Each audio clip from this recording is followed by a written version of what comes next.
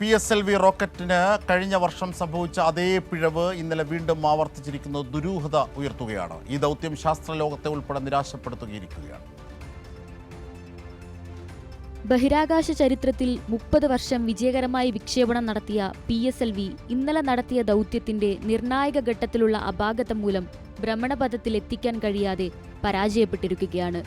ഇന്ത്യയുടെ ബഹിരാകാശ ചരിത്രത്തിലെ വിശ്വാസത്തിന്റെയും സ്ഥിരതയുടെയും പേരായിരുന്നു പോളാർ സാറ്റലൈറ്റ് ലോഞ്ച് വെഹിക്കിൾ. 1993 ആദ്യ പറക്കലിൽ പരാജയം നേരിട്ടെങ്കിലും പിന്നീട് ലോകം തന്നെ അത്ഭുതത്തോടെ നോക്കിനിന്ന തരത്തിലായിരുന്നു PSLVയുടെ വളർച്ച. ചാന്ദ്രയാൻ 1ഉം മംഗൾയാനും ഇന്ത്യയുടെ ആദ്യ ബഹിരാകാശ നിരീക്ഷണ കേന്ദ്രമായ ആസ്ട്രോസ്ട്രാറ്റും ആദിത്യ L1 ഉൾപ്പെടെ തുടർച്ചയായ വിജയങ്ങളിലൂടെ ഇന്ത്യയുടെ വർക്ക് ഹോഴ്സ് എന്ന വിശേഷണവും സ്വന്തമാക്കിയ റോക്കറ്റായിരുന്നു PSLV. 2017 ഒരേ ദൗത്യത്തിൽ 104 ഉപഗ്രഹങ്ങൾ വിക്ഷേപിച്ച് ലോക റെക്കോർഡ് സ്ഥാപിച്ചതോടെ PSLV ഇന്ത്യയുടെ സാങ്കേതിക മികവിന്റെ പ്രതീകമായി മാറി. S139 motor and both strap-ons ignite.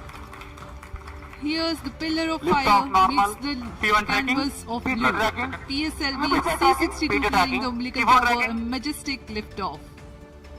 എന്നാൽ കഴിഞ്ഞ വർഷം മെയ് 18 നടത്തിയ 63ാമത് വിക്ഷേപണത്തിൽ സംഭവിച്ചതുപോലെ തന്നെ ഇക്കുറിയും 3ാം ഘട്ടത്തിൽ നിയന്ത്രണം നഷ്ടപ്പെട്ടിരിക്കുകയാണ്. 3ാം ഘട്ടം വേർപെടാതിരുന്നതിനാൽ അതിലെ ഗതിനിർണയ നിയന്ത്രണ സംവിധാനങ്ങൾ പ്രവർത്തിച്ചില്ല. റോക്കറ്റിന്റെ 4ാം ഘട്ടം മുന്നോട്ട് കുതിക്കാനാവാതെ താഴോട്ടു പതിച്ചു. ഉപഗ്രഹങ്ങളും നഷ്ടമായി. മർദ്ദക്കുറവ് അനുഭവപ്പെട്ടെന്നാണ് പ്രാഥമിക അനുമാനം. ഇതിലെ ദുരൂഹത നീക്കാനുള്ള തീവ്രയജ്ഞത്തിലാണ് അധികൃതർ. ഏതാണ്ട് 600 കോടി രൂപയുടെ നഷ്ടമാണ് ഈ പരാജയത്തിലൂടെ നേരിട്ടത്. ഇതിനു പുറമെ വിദേശ ഉപഗ്രഹ വിക്ഷേപണ ദൗത്യങ്ങളുടെ കരാർ ഏറ്റെടുക്കുന്ന വഴി NSIL-നും നിരവധി ഓർഡറുകൾ നഷ്ടമായേക്കും. ബഹിരാകാശ ദൗത്യങ്ങൾ എല്ലായ്പ്പോഴും അപകട സാധ്യതകളോടെയാണ് ബന്ധപ്പെട്ടിരിക്കുന്നത്. 64 വിക്ഷേപണങ്ങൾ നടത്തിയിട്ടുള്ള PSLVക്ക് ഇന്നലത്തേതുൾപ്പെടെ പരാജയപ്പെട്ടത് വെറും 4 തവണ മാത്രം.